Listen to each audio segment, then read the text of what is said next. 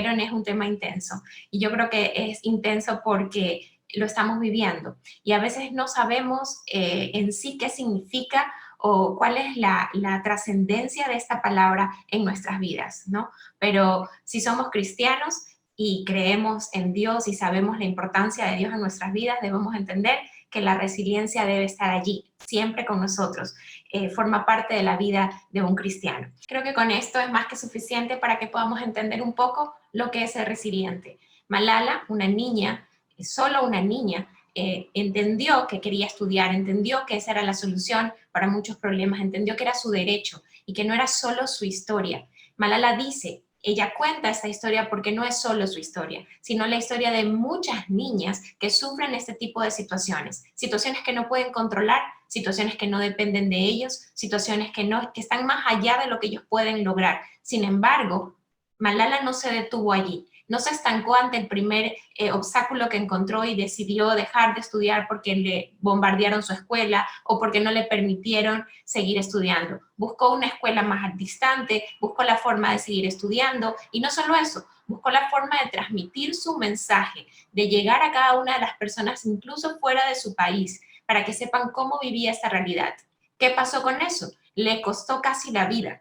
Fue víctima de un atentado en el que la dejó lesionada de por vida. Ella perdió un oído y tiene dificultades visuales. Sin embargo, eso no la detuvo. Siguió luchando y ahora, incluso siendo tan joven, ya cuenta con un premio Nobel y sigue trabajando en función de las personas y de las niñas, sobre todo, que han perdido su educación. Tiene una fundación que genera más de $1 millón al año, en la que distribuye este tipo de ayuda y aporte a otras niñas o ciudades que están pasando por las mismas situaciones. No se estancó ante el dolor, ante la frustración, ante el enojo. No se estancó ante esta situación y se dejó llevar por esto. Buscó la forma de salir adelante, buscó la forma de enfrentar la situación, de agarrar el toro por los cuernos y de salir de esta situación. Y no solo ella, sino de buscar ayuda para otras personas que estaban pasando por la misma situación. Quiero iniciar con esto entonces en la definición de lo que podemos entender por resiliencia. A veces escuchamos esta palabra y realmente no entendemos la trascendencia o el significado que esta tiene. Pero definiendo un poco el término, entonces diríamos que es un desarrollo a partir de una crisis. No el desarrollo per se, sino el desarrollo a partir de una crisis. Es decir, que la resiliencia corresponde a la capacidad que podemos tener para hacer frente a nuestros propios problemas, a superar esos obstáculos. No ceder ante la presión, sino más bien ser independientes a esta presión, sin importar cuál sea la situación. De tal forma que una persona resiliente sería entonces aquella que es capaz de no solo sobreponerse ante las adversidades, sino que además utiliza esta crisis para poder desarrollar al máximo su potencial. Eso es lo que nos demostró Malala. En solo siendo una adolescente, ahora sigue siendo una activista y ya es una adulta, pero lo hizo desde los 10 años, no necesitó ser adulta para enfrentar y manejar esto. Las características de una persona resiliente dependen entonces del entorno antes de la crisis y del entorno después de la crisis. En el caso que veíamos, Malala tuvo un papá que la apoyó desde siempre, que buscó que ella se planteara objetivos, que estudiara, que a pesar de las situaciones él estaba allí para ayudarla. Y luego de la crisis que vivió con ese atentado, también estuvo ahí presente y le ofreció nuevas oportunidades y no le impidió seguir luchando. Un niño que crece en un entorno así, un niño que crece en un entorno seguro, genera apegos que le permiten resistir y ser fuerte, para luego llegar a ser resilientes. Algunas de las características que pueden presentar las personas que son resilientes son, por ejemplo, que conocen sus fortalezas, pero sobre todo sus debilidades. Ese autoconocimiento es clave a la hora de enfrentar los retos que nos pone la vida. Si conozco de lo que soy capaz y si conozco de lo que soy incapaz de lograr, voy a poder enfrentar de manera eficiente y efectiva esas situaciones. Las personas resilientes toman las dificultades como un aprendizaje. Asumen esas crisis como una oportunidad para generar un cambio.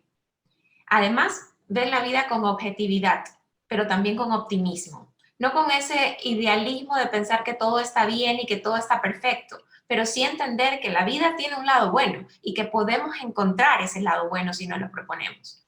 Además, confían en sus capacidades y por ende no le tienen miedo a salir a la zona de confort. Eso de poder enfrentarse y de esforzarse ante los diferentes retos que nos propone la vida. Esa fe de que vamos a salir adelante, esa fe que también nos lleva a esforzarnos y a dar lo mejor de nosotros.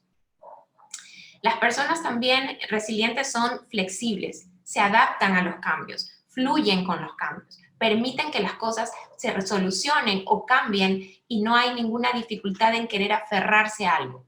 Una persona resiliente también es creativa. No busca una sola solución al problema, busca varias y de diferentes perspectivas. Lo importante es llegar a la solución, pero no importa por dónde llegue. Además, una persona resiliente no intenta controlarlo todo. El control nos genera ansiedad. Si yo creo que tengo que dominar todo, si yo creo que tengo que controlar todo, voy a desarrollar esa ansiedad y voy a sentir que no soy capaz de lograrlo. Una persona resiliente afronta la adversidad con buen humor. Una persona resiliente es esa típica persona que a pesar de que el mundo lo tiene encima, no deja de sonreír. Y no deja de sonreír porque sabe que tiene a Dios con él, que tiene esa fe que nos permite y nos sustenta. Entonces, esa persona que confía en Dios no está triste, siempre tiene una sonrisa en su rostro. Además, son perseverantes y luchan, pero no luchan contra molinos de viento, no se van contra ese obstáculo una y otra vez, sino que buscan caminos alternos que les permitan llegar a su objetivo. El dolor o las crisis son inevitables, eso no lo podemos evitar, pero el sufrimiento sí. Ante las pruebas que nos pone la vida, tenemos dos opciones. O podemos darnos por vencidos y fracasar, o podemos sobreponernos y salir adelante y fortalecidos. La vida no es dura, solo tiene momentos difíciles. Esto nos cambia nuestra perspectiva. Al momento que nosotros pensamos que la vida es dura, estamos siendo negativos, estamos generalizando, no estamos profesando nuestra fe cristiana. Al pensar que la vida tiene situaciones o momentos difíciles, entonces estamos teniendo una visión un poco más positiva del mundo y estamos conscientes de que nada es para siempre y que al final de esa tormenta pues, habrán días de sol. Y para los que creemos en Dios, sabemos que a pesar de los problemas que estamos pasando, Dios tiene un plan perfecto para nosotros. El estrés es un estado mental que nos lleva a nosotros a experimentar sensaciones bastante difíciles. Y esto lo hemos experimentado a causa de esta pandemia todos. La forma o la mejor forma para gestionarlo es compartirlo. Es sentarnos a compartir con otras personas lo que sentimos. Más o menos esto que estamos haciendo en este momento nos ayuda a manejar estas situaciones. Los miedos que podemos enfrentar van desde el miedo a morir, a perder nuestros trabajos, a perder a familiares o seres queridos, a pasar por necesidades, a separarnos de nuestros familiares. Tenemos miedo a no poder protegerlos, tenemos miedo a sentirnos solos, a ser excluidos. Sentimos incertidumbre por un futuro. No sabemos qué va a pasar, pero hay que tener presente que a pesar de que no sepamos qué va a pasar, ese futuro está allí. Esto nos puede producir una especie de vértigo emocional. Es ese miedo a soltar lo que conocíamos por algo que no conocemos. Y ese miedo nos puede bloquear, nos puede paralizar. Muchos optamos por no salir de casa, por restringir al máximo el contacto con otras personas que no forman parte de nuestra casa. Todo esto es normal. Sentirnos estresados, preocupados, tristes, confundidos, enojados, frustrados, asustados. Es normal. Biológicamente estamos programados para que ante situaciones como esta nosotros desarrollemos mecanismos de defensa que nos permiten atacar y defendernos. Eso lo hacemos de manera inconsciente. O también podemos escapar y escondernos, esa típica persona que busca aislarse del problema. Pero también podemos quedarnos paralizados y solamente sentir y no hacer nada, simplemente rendirnos y dejar que la vida nos lleve. Yo no he venido a decirles aquí que no sientan todo eso. He venido a decirles que el sentirnos así implica actuar. Podemos elegir sobrevivir y simplemente que nos lleve la vida por donde va. O podemos avanzar y utilizar todo esto para desarrollar o sacar a flote todos estos recursos que tenemos allí. ¿Qué podemos hacer entonces en esta realidad para ser resilientes? No podemos terminar con la pandemia, no la podemos controlar, no está en nuestras manos erradicarlas. Si yo quiero controlar esto, siempre me voy a frustrar ante esta situación. Yo no puedo hacer esto. Pero eso no quiere decir que no debemos hacer nada y que solo debemos sentarnos a sentir este miedo. Tenemos muchas cosas que podemos hacer para aliviar esas cosas que estamos viviendo y que están viviendo nuestros seres queridos. Podemos tomar acciones prácticas para cuidarnos y cuidar a los que amamos. Las medidas de bioseguridad ustedes ya las conocen, pero hay medidas de bioseguridad emocional y psicológicas que debemos tomar. Por ejemplo, hablar. Cuando sientan que tienen mucho estrés o preocupación por algo, hay que buscar hablarlo y hablarlo con alguien de confianza. Esto funciona como una válvula de escape que permite liberar toda esta presión que sentimos y así nos permite regularnos.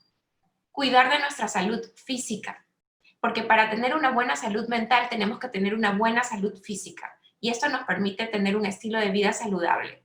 ¿Cómo lo logro? Con una dieta adecuada, haciendo ejercicio físico, teniendo patrones de sueño regulares, manteniendo el contacto con las personas que amamos y que no están en casa, con amigos, con nuestros seres queridos. Alguien decía al inicio de la reunión, por lo menos para vernos un ratito aquí. Sí, este tipo de encuentros nos permite sentirnos acompañados. Evitar el consumo de alcohol, cigarrillo o cualquier otro tipo de drogas, porque todo esto, lejos de ayudarnos a disminuir el estrés como se piensa y la ansiedad, pueden provocar un incremento, incluso llevarnos a episodios depresivos. Si sienten que la ansiedad está llegando a límites que realmente no pueden manejar, es tiempo de consultar con un profesional. No tengan miedo de buscar apoyo psicológico o ayuda psicológica. Es necesario, es profiláctico. También tenemos que cuidar el mantenernos informados, pero de fuentes confiables. Las noticias falsas están generando una pandemia colateral de estrés, de ansiedad, y pueden ser muy peligrosas porque generan incluso pánico.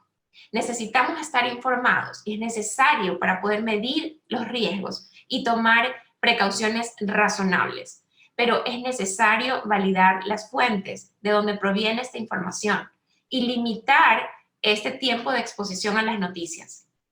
Recordar siempre el pasado. En el pasado ya hemos experimentado situaciones de estrés y de ansiedad, esas capacidades o habilidades que hemos desarrollado. Ya hemos pasado por un duelo, ya hemos pasado tal vez por la pérdida de un trabajo, ya hemos pasado por la ruptura de una relación, tal vez por una dependencia, por algún desafío académico, por alguna necesidad económica. Hemos pasado por esto. Ya lo superaste, ya lo lograste, ya eso que pensaste que no podías hacerlo, lo has hecho. Es tiempo de recordar que podemos volverlo a hacer. Cambiando nuestra actitud, de nosotros depende ser víctimas o ser protagonistas de esta historia. Quedarnos lamentándonos la situación no nos va a ayudar a salir de esto. A todos nos ha golpeado y todos estamos preocupados, todos sentimos miedo, todos corremos los mismos riesgos. Pero la forma en que cada uno vamos a salir de esta situación va a depender de la actitud que tengamos. Esto no es la primera vez que debemos enfrentar nuestros miedos, pero sí es la primera vez que todos estamos juntos en esto. Por primera vez estamos todos del mismo lado. Por primera vez todos enfrentamos al mismo enemigo. Es importante anotar que aunque todos estamos pasando por esta situación, por situaciones muy difíciles, a muchos les ha tocado más duro aún. A muchos les ha tocado enfrentar la muerte. A muchos les ha tocado vivir un duelo. Y vivir un duelo en esta situación es mucho más difícil y mucho más complejo. Hemos crecido en una sociedad en donde no nos preparan para enfrentar la muerte, ni para entenderla, ni para asimilarla. El término duelo viene del griego dolus, que significa dolor. Pero en este tipo de dolor no se calma con la mediación, sino más bien con esa compañía, con ese estar, con ese tiempo. A las personas que están pasando por esta situación de duelo, es importante permitirles vivir estas etapas de ese duelo, que van desde la negación, ese no aceptar lo que está pasando, a luego enojarse y sentir que es injusto para llegar a una etapa de ira, y luego sentimos coraje, sentimos impotencia y luego pasamos a una depresión, en donde comenzamos a entender que no solo debemos aceptar la vida sin esa persona, sino que además debemos empezar a vivir una nueva vida definida por esa ausencia. Y es allí cuando empieza la última etapa, esa de aceptación, que no es olvido, sino más bien ese aprender a seguir viviendo sin el que ya no está. Todo esto toma tiempo y tiempos que difieren de persona a persona. Para ayudarnos a superar el duelo es necesario hablarlo, verbalizar lo que sentimos, dejar fluir nuestras emociones, aceptar y validar lo que sentimos, cuidarnos, pero también cuidar a nuestras familias y cuidar a los otros que también están lidiando con esta pérdida, recordar y celebrar a ese que se ha ido. Pero entonces, ¿cómo podemos ser más resilientes en la vida? La resiliencia se aprende y se desarrolla. Así que solo se trata de cambiar nuestros hábitos, de cambiar nuestras creencias para poder ser más resilientes. Voy a compartir con ustedes algunas ideas de claves para poder visualizarlas mejor en una diapositiva. Voy a compartir pantalla.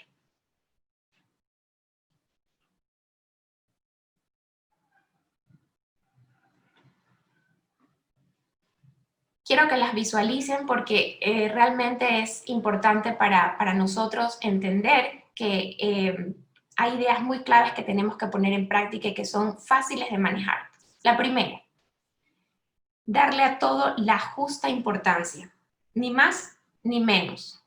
Cuando nosotros realmente valoramos la situación y cuando le damos la importancia exacta, sin agravar el problema ni tampoco minimizarlo, logramos entender el problema, logramos conocer el problema y por ende vamos a poder plantear soluciones a ese problema que nos permitan ser más eficientes, eficaces y con menos desgaste. Pero necesitamos entender realmente qué importancia debemos darle, dependiendo de lo que sea, a quienes intervenga, con quienes intervenga el problema, qué familiares estén relacionados, si es cuestión de trabajo, si es cuestión de salud. Tenemos que ver en qué esfera de nuestra vida nos afecta realmente este problema. El siguiente paso es tomar decisiones racionales. Muchas veces en situaciones de crisis, en situaciones de estrés, cuando no somos resilientes, nos adelantamos a tomar decisiones. Podemos ser muy impulsivos y en esa impulsividad nos podemos equivocar. Hay que detenernos, analizar y los que somos cristianos, orar y pedirle a Dios que nos ilumine para poder decidir y tomar decisiones que realmente sean productivas para nuestra vida y para la de nuestros familiares. Enfocarse en el problema nunca lo va a solucionar. Por eso, la siguiente idea clave que tenemos que tener presente es enfocarnos en la solución. ¿Y cuál es la diferencia entre enfocarnos en el problema y la solución? Pues es sencilla. Cuando me enfoco en el problema, solo analizo lo que me ha pasado. Es que sufro por esto, me duele esto, pasó lo de acá, la otra persona no me atendió, no me hizo, no me ayudó, no me dio. Busco culpables, me enfoco en la situación, busco el porqué de lo que ha pasado, pero no me enfoco en cómo soluciono esta situación. Entonces, el enfoque basado en soluciones no mira el problema, mira cuál es la solución o las soluciones. Cuando nos enfocamos en la solución del problema, el 50% del problema ya está solucionado. Cuando nos enfocamos solo en el problema, el 0% del problema se ha solucionado. Así que plantearnos, analizar soluciones en lugar de problemas o conflictos es mucho más eficiente. Ser positivos, no dejarnos llenar de negatividad, y eso es difícil. Para una persona resiliente, el ser positivo es una de las cosas que más cuesta, porque vivimos rodeados de negativismo. Todo el mundo está diciendo lo que está pasando, las crisis económicas, los duelos que están viviendo las personas por diferentes situaciones, no solamente por pérdidas de personas, duelos por pérdidas de trabajo, por situaciones familiares diversas, no solamente la muerte. Existen muchos tipos de duelo. Y el poder estar positivo en las situaciones difíciles es un verdadero desafío. Pero es allí cuando el ser resiliente realmente nos ayuda a mantenernos enfocados, objetivos, pero positivos. Me podrán decir que es muy difícil ser positivo cuando no se tiene que comer en la noche, cuando nuestros hijos están enfermos y no tenemos medicación para poder darles, cuando necesitamos comprar algo y no tenemos el dinero para hacerlo. Pero ser positivos implica tener la fe y saber que Dios está allí para nosotros y que vamos a salir de esta situación. Quien no cree y quien no le pone a Dios ese verdadero sentimiento de fe, duda. Y en la duda viene la ansiedad. Y en la ansiedad viene el decir no voy a poder, no lo voy a lograr, ese sufrir, ese orar llorando porque pienso que no voy a conseguirlo, en vez de ese orar agradeciendo por lo que sé que voy a obtener con Dios. Tener una red de apoyo, tal y cual como ustedes la están marcando. Una red de apoyo de personas, contacto que estén allí con ustedes, que les permitan apoyarse, dar esa mano y salir adelante, ese saber que tienen con quién contar, ese saber que tienen quien los escuche, quien los oriente, quien les dé un consejo, quien solo les brinde un abrazo en algún momento o una sonrisa cuando lo necesiten. Esa red de apoyo nos hace sentir queridos, nos hace sentir pertenecientes, nos hace sentir que formamos parte de algo y que no estamos solos. Pero no solamente basta con formar o tener una red de apoyo, sino que es necesario convertirnos en el apoyo de otros. Cuando nos miramos solo a nosotros mismos y miramos solo nuestros problemas, sentimos que estamos en el fondo. Pero cuando analizamos lo que tenemos y buscamos con lo que tenemos ayudar a otros, sentimos que somos fuertes, que tenemos bendiciones en nuestra vida, que podemos ayudar a otras personas, que somos valiosos, que somos valientes y que podemos enfrentar la situación no solo por nosotros, sino por ese otro al que estoy ayudando. El primer paso para salir de una sensación de tristeza, de agobio, de depresión, es sentirnos útiles, es poder ayudar a ese otro que también está pasando por una situación difícil, es ese poder generar en el otro esa sensación de alivio, ese poder ayudar nos hace sentir con un motivo para salir adelante. Y por último, aceptar más no resignarse. Hay una diferencia enorme.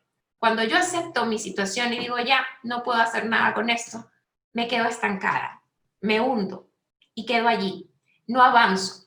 Cuando yo comienzo a entender que la situación funciona de una manera, no tengo acceso a esto, no puedo modificar esto, cuando simplemente entiendo que hay cosas que están fuera de mi control, pero hay cosas que sí controlo, no me estoy resignando, no estoy dejando que todo caiga por su propio peso, estoy buscando de dónde me puedo agarrar para poder hacer de esta situación, hacer de esta crisis un momento de crecimiento, de poder avanzar y de poder salir adelante.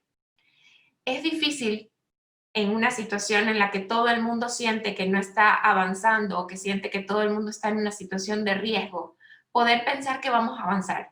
Muchos de nosotros hemos dudado en más de una ocasión, pero el problema no está en dudar, el problema está en dejarnos vivir en la duda. Tenemos que fortalecernos y comenzar a actuar. Esta nueva realidad nos invita, más que a preocuparnos, a ocuparnos de la situación, de esos espacios en los que nosotros tenemos que enfrentar no solamente nuestro espacio laboral, no solamente nuestro espacio familiar o nuestros amigos, sino en todos nuestros ámbitos de vida. ¿Cómo vamos a enfrentar esta situación? ¿Cómo podemos cubrir estas funciones que tenemos que enfrentar? Estos diferentes roles, siempre siendo proactivos y positivos, además de propositivos. Debemos aceptar que lo que nos está pasando implica un compromiso. Y ese aceptar implica actuar. Esto que nos está pasando por una razón. Escuchaba a alguien al inicio de la charla que decía, nos ha pasado en este momento en el que tenemos opciones técnicas, en el que podemos estar en contacto a pesar de la distancia, en el que la distancia no ha significado aislarnos por completo y no poder escuchar a alguien, ver incluso a alguien o conocer a alguien. En este momento estoy reunida con personas que no conozco y que no solamente no están en Guayaquil, sino que están reunidas en diferentes partes del Ecuador. Así que la tecnología nos ha permitido mantener el contacto. Esta pandemia nos ha golpeado en el momento en que estábamos más preparados de cierta forma. No ha sido todo negativo. Esta pandemia nos ha ayudado a encontrar otras habilidades y otras destrezas que antes no teníamos. Personas que a lo mejor antes no habían nunca manejado Zoom, ahora lo manejan perfectamente. Son pequeños desafíos que aunque ustedes los vean como poco llamativos, realmente implican un cambio, un aprender, un reaprender, un reinventarse. La pandemia ha llegado a cambiarnos y a cambiarnos para siempre. Va a haber un después. Ha habido un antes y ahora va a haber un después. Pero de nosotros depende que ese después realmente pueda ser positivo y que podamos sacar de esto algo que nos permita crecer como personas. Ser resiliente es eso. Ser resiliente es levantarse después de una crisis, no para lamentarse, sino para ser mejores. Abro entonces el espacio a preguntas, a que me cuenten sus experiencias, a que compartan un poco conmigo cómo han vivido esto, cómo han desarrollado esta capacidad de ser resilientes o alguna idea que tengan sobre cómo pueda yo ayudarlos a desarrollar un poco más esta capacidad.